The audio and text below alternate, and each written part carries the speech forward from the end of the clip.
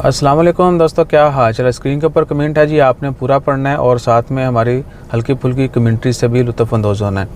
ज़रीफ़ official one day अगो edited. अच्छा जी, edited किया गया है ये, यानी एक अटैम्प्ट में नहीं लिखा गया। वालेकुम अस्सलाम ईसा भाई, मेरा कमेंट आप पहले पूरी डिटेल से पढ़िए।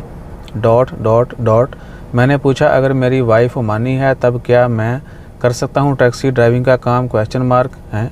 अच्छा, इतने कमेंट पूरा पढ़ना है, शर्त है भाई। मैंने इधर उधर से कुछ मालूमात हासिल किया, जिन एक्सपैट की ओमान नेशनलिटी से ओमान में शादी हो जाती है तो उस एक्सपैट को वो सब राइट्स मिलता है जो एक ओमानी नेशनलिटी को मिलती है। डॉट ठीक है जी भैया, आपने तशरीह तो कहीं लिखी नहीं है, कमेंट एडिट किया गया है इसलिए मैंने पूरा पढ़ दिया एज इट। सीन क्या है कि अगर आप चाहते हैं या अगर आपको लगता है कि आपको वही राइट्स मिलेंगे जो बाकी ओमानियों को मिल रहे हैं तो उसके लिए आपके पास ओमान की नेशनलिटी होनी चाहिए। ओमानी नेशनलिटी से शादी होना या ओमानी नेशनलिटी का बाहर शादी कर लेना, उसका मतलब ये नहीं है कि उनको वहाँ के राइट्स मिल जाएंगे, बाहर वालों को इधर के राइट्स मिल जाएंगे, ऐसा नहीं है, ठीक है ना। शादी के लिए मियाँ बीवी का राज़ी होना, लड़का लड़की का राज़ी और काजी और दो गवाह जो हैं वो लाजमी है, शादी हो जाती है। और कल एक खाचो जी इसी से रिलेटेड, खैर वो आप लोगों ने शायद वो मीम्स देख ली होंगी, सुन लिया होगा वो क्लिप। एक किसी खैर सियासतदान तो नहीं है वो, आई बेचारा उन्हें बस पता नहीं खादी पीती जी गल कर दी थी, हूँ वो लॉ लग जाने ने।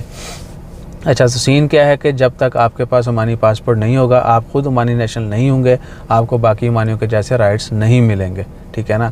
आप शादी 1 कर लें, 2 कर लें, 6 कर लें, कुछ भी करें, आपको राइट्स नहीं मिलेंगे। राइट्स के लिए आपके पास आपका जो है ना वो पासपोर्ट होना ज़रूरी है, और वो तब होता है अगर आपने पहले परमिशन ली हो, आपने रेलिवेंट मिनिस्ट्री से, अथॉरिटी से परमिशन ली हो शादी के लिए, और उसके बाद आपने मिनिस्ट्री ऑफ इंटीरियर में अपने डॉक्यूमेंट्स जो हैं वो अप्लाई किए हों। ओमानी पासपोर्ट के लिए, ओमानी नेशनलिटी के लिए आपने एप्लीकेशन दी हो, उसकी फ़ीसें अदा की हों, और उसके बाद आपको पासपोर्ट मिलेगा, ओमान का कार्ड बनेगा। और ये भी कि जिस मुल्क के आप नेशनल हैं पहले से, वो पासपोर्ट आपने सरेंडर करना होता है एम्बेसी में जाके, एप्लीकेशन के ज़रिए आपने उनको बोला पैन है तुहाडा पासपोर्ट है, थानू ये मुबारक तो मैनू ओमान दा मुबारक, ठीक है ना। जब आपके पास पासपोर्ट होगा तो जो है आपको ओमान के राइट्स मिलेंगे, लेकिन वो भी अचानक नहीं होगा, उसकी भी शराइत हैं, ठीक है ना।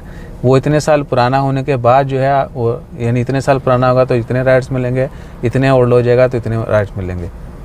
जिस तरह है ना, इससे पहले वीडियो मैंने जिक्र किया था कि जो लोग कहते हैं ग्रेजुएटी क्या 1 साल के बाद मिलेगी या 2 साल के बाद मिलेगी उनको, तो ओमान लेबर लॉ के मुताबिक 3 साल है मिनिमम।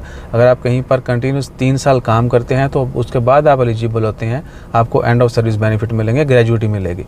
तो उसी तरह वो है, जब आपको पासपोर्ट मिल भी जाता है तो भी कुछ शराइत हैं वो लागू रहती हैं, उसके बाद फिर जो है आपके राइट्स में आस्ता आस्ता इजाफा होता जाता है जैसे जैसे आपका वक्त ज़्यादा गुजरता है, ठीक है ना। तो बाकी अगर मिनी से आपने इन्फॉर्मेशन ली है तो आपको किसी ने ये नहीं बताया कि ऐसा नहीं होता है। और बाकी ये भी दस जाए, शादी बड़े सारे लोग उन्होंने यही चैलेंज है कि शादी कितना करनी है, दस्या जे फिर हैं।